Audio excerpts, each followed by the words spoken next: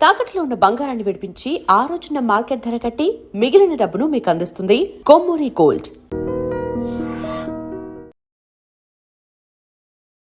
శ్రీమాత్రే నమః. శ్రీ గురుభ్యో నమః.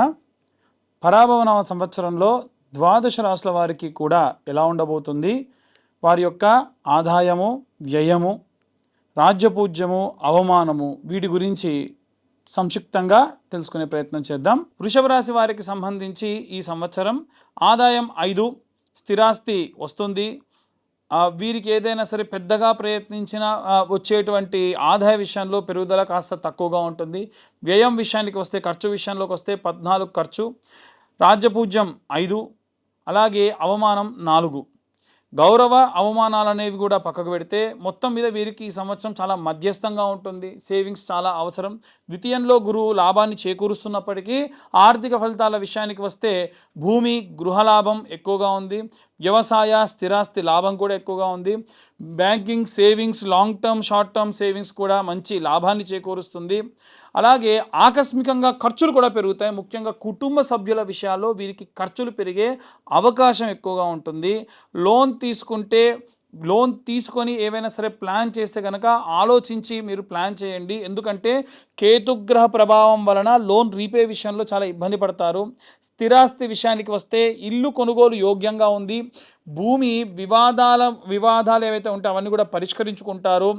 పాత ఆస్తి ఏవైనా ఉంటే వాటి నుంచి లాభం వచ్చే అవకాశం అధికంగా ఉంది. ముఖ్యంగా రియల్ ఎస్టేట్ సంబంధించిన విషయానికి వస్తే కాస్త ఆరోగ్యవంతమైన వాతావరణం గోచరిస్తూ ఉంది. ఉద్యోగానికి సంబంధించిన విషయానికి వస్తే ఉద్యోగానికి సంబంధించి కూడా అద్భుతమైనటువంటి రోజులు కనిపిస్తూ ఉన్నాయి. మొత్తం మీద స్థిరత్వం పెరుగుతుంది. ఉద్యోగంలో మార్పులు చాలా తక్కువగా ఉంటాయి. ప్రభుత్వ ఉద్యోగస్తులకు, అలాగే కేంద్ర ప్రభుత్వ ఉద్యోగస్తులకు ప్రమోషన్స్ అధికంగా వచ్చే అవకాశం ఉంది. ఆలస్యంగా కానీ ఖచ్చితంగా ఈ యొక్క పనులన్నీ కూడా అవుతాయి. ప్రథమార్థం కంటే ద్వితీయార్థంలో ఈ గ్రహ సంచారాల్లో భాగంగా వీరికి అనుకూలంగా ఉంది. విద్యార్థుల విషయానికి వస్తే నెమ్మదిగానైనా సరే బలమైనటువంటి ప్రతిఫలం వస్తుంది. ఎమ్మటి రిజల్ట్ రావడం అనేటువంటిది వీరికి జరగదు. ముఖ్యంగా విద్యార్థులలో కూడా మెడికల్, అగ్రి, ఫైనాన్స్, విద్యకు సంబంధించి శుభం ఎక్కువగా కలుగుతుంది. ఫోకస్ పెంచుకునే అవకాశం కూడా ఉంటుంది. ర్యాంక్ కూడా వచ్చే అవకాశం ఉంటుంది. గృహిణుల విషయానికి వస్తే సేవింగ్స్ చేసేటువంటి కుటుంబ అభివృద్ధి ఎక్కువ అవుతుంది. బంగారు కొనుగోలు యోగ్యంగా ఉంటుంది.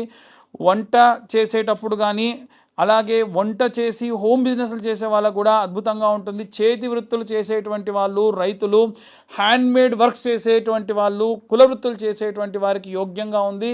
వ్యవసాయ లాభము, పాల, పశు సంరక్షణ రంగం అద్భుతంగా ఉంటుంది. భూమి విలువ, వీరికి మీద ఉన్నటువంటి భూమి విలువ పెరుగుతుంది, ల్యాండ్ వాల్యూ. రాజకీయ నాయకులకు సంబంధించి ప్రజల మీ మీద నమ్మకం పెరుగుతుంది. స్థానిక స్థాయిలో పేరు కూడా పెరుగుతుంది. గ్రామ స్థాయిలో నాయకులందరికీ కూడా శుభం కలుగుతుంది. కళాకారులు, సినీ రంగానికి సంబంధించిన వారి విషయానికి వస్తే కనుక మ్యూజిక్ డైరెక్టర్లు కానీ, ఏవైనా సరే మ్యూజిక్ కంపోజర్లు కానీ, డ్యాన్స్ కొరియోగ్రఫీ చేసేటువంటి వారికి అద్భుతమైనటువంటి కాలంగా గోచరిస్తూ ఉంది. అలాగే మంచి గుర్తింపు కూడా లభిస్తుంది. వైవాహిక జీవితము, వివాహ యోగ్యము, బలం కూడా పెరుగుతుంది. ఆలస్యంగానైనా సరే ఈ సంవత్సరం వివాహం జరుగుతుంది. ప్రేమ వివాహానికి సంబంధించి, కుటుంబానికి సంబంధించి అంగీకారం కూడా వచ్చే అవకాశం యోగ్యంగా ఉంది. భార్యాభర్తల మధ్య కొన్ని రకాలైనటువంటి సర్దుబాట్లు అవసరము. ఒకరి మీద ఒకరు దూషించుకోవడం కానీ, ఈగో ప్రకటించడం తగ్గించుకుంటే మంచిది.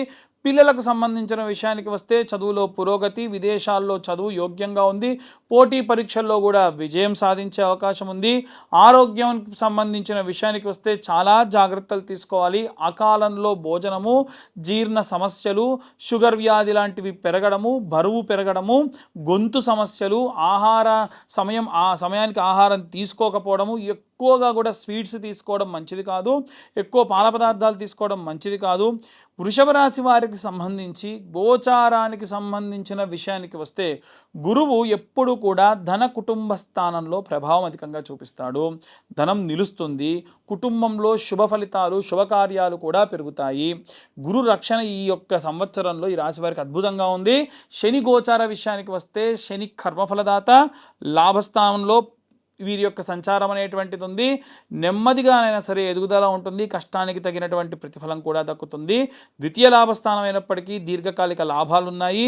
శని మీకు సహాయకుడిగానే వ్యవహరిస్తాడు. రాహు గోచారం ప్రకారంగా విదేశాలకు వెళ్ళేటువంటి ఆలోచన పెరుగుతుంది, మానసిక ఒత్తిడి పెరుగుతుంది, నిద్ర లేకపోవడము, సోషల్ మీడియా యొక్క ప్రభావం ఎక్కువగా ఉంటుంది. వీటి పట్ల జాగ్రత్తగా ఉండండి. మిమ్మల్ని మోసపుచ్చే వాళ్ళు ఎక్కువగా ఈ సంవత్సరం ఉంటారు, చాలా జాగ్రత్తగా ఉండండి. త్వరగా నిర్ణయాలు తీసుకోవడం మంచిది కాదు. కేతు గోచార రీత్యా ఆధ్యాత్మికమైనటువంటి విషయాలు, ఆలయ దర్శనాలు, ఒంటరిగా ఉండాలనేటువంటి భావన మీకు ఎక్కువగా పెరుగుతుంది. శుక్రగ్రహం యొక్క ప్రభావం వలన చాలా ముఖ్యమైనటువంటిది, చాలా ముఖ్యమైన వ్యక్తులు మర్చిపోయే అవకాశం ఉంటుంది. అలాగే బంగారము మీరు కొనుగోలు చేసే అవకాశం ఉంది. బంగారపరంగా సుఖములు ఎక్కువగా ఈ సంవత్సరం అయ్యే అవకాశం ఉంది. కళా లాభం ఎక్కువగా ఉంది. ఎక్కువ విలాసవంతమైనటువంటి జీవితానికి సంబంధించి నష్టపోయే అవకాశం ఎక్కువగా ఉంది.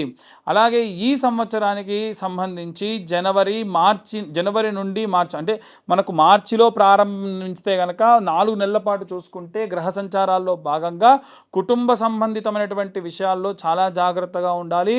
జూలై నుండి చూసుకున్నట్టయితే కనుక ఆస్తి కొనుగోలు వ్యవహారాలకు సంబంధించి కూడా చాలా జాగ్రత్తగా ఉండాలి. సెప్టెంబర్ తర్వాతి కాలం నుండి కూడా చూసుకుంటే మనకు ధనలాభము, పిల్లల యొక్క శుభం కలుగుతుంది. ఆఖరికి జనవరి నుండి మార్చి వరకు ఆరోగ్యం పట్ల జాగ్రత్త వహించండి. వృషభ రాశి వారికి సంబంధించి శాంతి పరిహారాల విషయానికి వస్తే దేవతారాధన, మహాలక్ష్మీదేవి యొక్క ఆరాధన, వెంకటేశ్వర స్వామి ఆరాధన కానీ, సుదర్శన హోమాలు లాంటివి కానీ విశేషమైన శక్తినిస్తుంది. ప్రతి శుక్రవారం లక్ష్మీ పూజ, అలాగే శ్రీ సూక్తంతో హోమం చేసుకోవడము, లక్ష్మీ అష్టోత్తరం నిత్యం చదవడము కూడా విశేషమైన శక్తినిస్తుంది. ఆలయ దర్శనం విషయానికి వస్తే తిరుపతి, కొల్హాపుర మహాలక్ష్మి దర్శనము, విజయవాడ కనకదుర్గాదేవి దర్శనము, ముఖ్యంగా ఏంటంటే తిరుపతిలో ఉన్న వకులామాత దర్శనం కూడా విశేష శక్తినిస్తుంది. దానాల విషయానికి వస్తే తెలుపు వస్త్రంతో చక్కెర, వెండి దానం శుభకరము.